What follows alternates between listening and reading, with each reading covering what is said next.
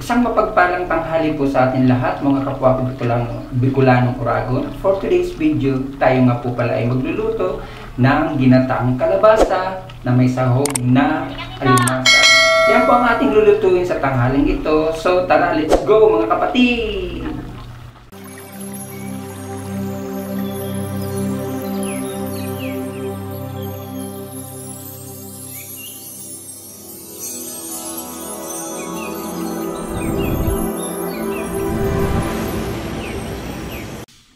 So ito nga guys, inuuna ko na po ang ating gata ng niyog. Bali pinag-isa ko na lang po yung unang gata at pangalawang gata kasi totally hindi naman po masyadong karamihan ang ating pong lulutuin na ginataang kalabasa na may sahog na alimasag. Inuna po natin ang ating gata, sinunod po natin ang ating sibuyas, ganun din po ang ating bawang at linagyan din po natin ng luya.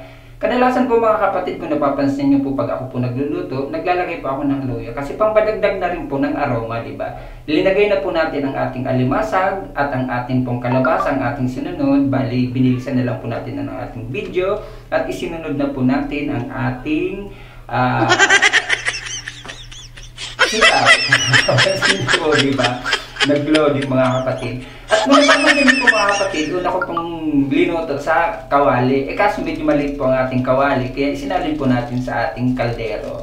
At linagyan na po natin ng magic sarap. Buko pa nga. At isinunod na po natin ang ating paminta. Linagyan din po natin paminta para padagdag na rin po ng lasa mga kapatid.